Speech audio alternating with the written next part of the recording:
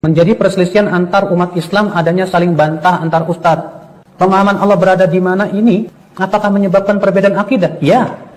Allah berada di atas arash. Ini keyakinan Imam Syafi'i, keyakinan Imam Ahmad, keyakinan Imam Abu Hanifah, keyakinan siapa? Imam Malik bin Anas. Dan ini keyakinan yang diriwayatkan dari para sahabat, para tabi'in, dan ini yang ditunjukkan oleh dalil dari Al-Quran dan hadis Nabi SAW. Bapak tahu tidak, Pak? Kapan mulai muncul pendapat yang mengatakan Allah tidak bersemayam di atas arash?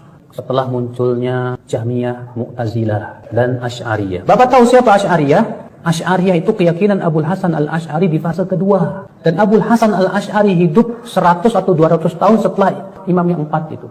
Yang terakhir Imam Ahmad bin Hanbal. Di mana Abul Hasan al-Asy'ari dalam hidupnya melewati 3 fase. Fase yang pertama di atas akidah Mu'tazilah. Karena ayah angkat beliau itu seorang yang bernama Al-Jubai. Pentolannya Mu'tazilah. Fase yang kedua kemudian beliau masuk dalam akidah Kullabiyah. Yang kemudian menjadi akidah beliau yang kemudian dinisbatkan kepada beliau. Fase yang ketiga, beliau rujuk dan kembali kepada madhab salaf. Dan fase yang ketiga ini, Pak, itu tertera dalam kitab beliau. 3 kitab beliau. Apa itu? Yang pertama, kitab Maqalat Islamiyyin. Di situ beliau tegas menetapkan, setelah beliau menyebutkan tentang keyakinan salafus saleh, bahwasanya Allah bersemayam di atas aras dan yang lainnya, beliau mengatakan di akhirnya apa? Dan ini keyakinan Ahmad bin Hanbal, wa bihi aqul, dengan pendapat ini aku berpendapat. Itu perkataan Abul Hasan al-Asy'ari dalam kitab Maqalat Islamiyyin. Yang kedua dalam kitab Risalah ila Ahli Thaghr, beliau juga menetapkan di situ bahwa Allah bersemayam di atas aras. Yang ketiga dalam kitab Al-Ibanah an Syari'atid Diyanah, itu pun beliau menetapkan bahwa Allah bersemayam di atas aras. Tapi kemudian, Pak, yang tersebar sampai detik ini akidah beliau fase yang berapa? Kedua. Bahwa Allah hanya punya sifat 20 saja. Bayangkan, Pak. Bapak kan dulu belajar kan, Pak, ya, akidah Asy'ariyah bahwa sifat Allah hanya 20. Asy'ariyah dan Maturidiyah. Wujud qidam baqa mukhalafatun lil hawadithi tiyamuhu binafsihi, dan seterusnya. 20 sifat. Jadi menurut orang Asy'ariyah, Allah itu hanya wajib punya sifat 20. Selain 20 itu mustahil dan nggak boleh. Bayangkan, Pak. Sekarang saya mau tanya Bapak. Bapak kalau ibadah mencari ridho siapa? Tapi sifat ridho itu ada nggak dalam 20 sifat? Nggak ada, Pak. Berarti Bapak ketika beribadah tidak boleh meniatkan mengharapkan ridho Allah. Kenapa? Karena menurut akidah Asy'ariyah, sifat ridho itu tidak ada. Kenapa? Karena tidak ada dalam 20 sifat. Bapak takut tidak dari murka Allah? Orang-orang awam yang tidak paham, saya takut dari murka Allah. Kita katakan, maaf, akidah Asy'ariyah tidak menetapkan sifat murka bagi Allah. Jadi nggak perlu takut dari murka Allah. Karena Allah tidak punya sifat murka, nggak ada dalam 20 sifat. Bayangkan, Pak. Jadi berapa banyak sifat harus ditolak hanya karena patokannya 20 sifat. Allah berfirman, wa makaru wa makarullah. Mereka bermakar dan Allah pun bermakar. Sifat makar tidak dalam 20 sifat. Baik, Bapak, kalau Bapak ditanya, sifat nama Allah ada berapa? Ada 99. Oh, sifat Allah berapa? 20. Wah, 99 kurangi 20 berapa, Pak?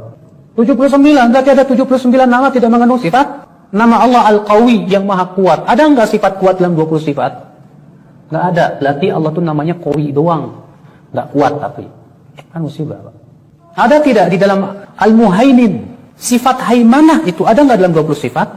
Tidak ada. Aneh.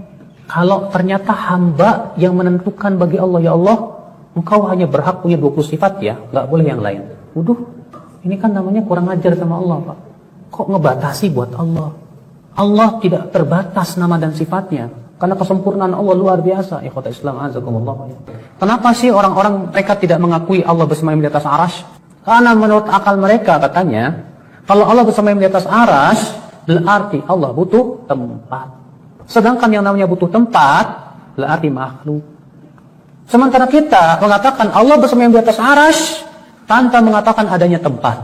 Dan Allah tidak butuh itu. Kenapa? Karena Allah tidak serupa dengan makhluknya. Kalau kita tanya orang Asy'ari, hai Asy'ari, kamu yakin Allah punya sifat murka? Enggak. Kenapa? Karena sifat murka itu adalah bergolaknya darah di dalam hati. Dan itu sifat makhluk. Saya tidak mau terima. Oh, taib.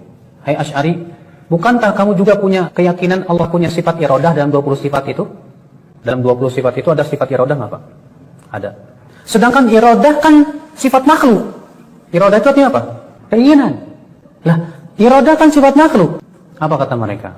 Ya, iradah Allah sesuai dengan keagungan Allah. tidak serupa dengan makhluknya. Ya sudah, kalau begitu kami pun menetapkan Allah murka sesuai dengan keagungannya, tidak serupa dengan makhluknya. Allah bersemayam di atas arsy sesuai dengan keagungannya, tidak serupa dengan makhluknya. Apa bedanya? Orang Asy'ari menetapkan tidak apa? Sifat hayat, kehidupan bagi Allah. Kaum Asy'ari menetapkan sifat hayat bagi Allah, bahwa Allah itu hidup. Kita katakan, baik, bukankah manusia juga hidup? Bukankah makhluk hidup juga hidup? Apa kata mereka? Oh, nggak bisa sama. Kehidupan Allah sempurna, tidak serupa dengan kehidupan makhluk. Baik, kalau begitu, murkanya Allah pun juga tidak sama dengan murkanya makhluk.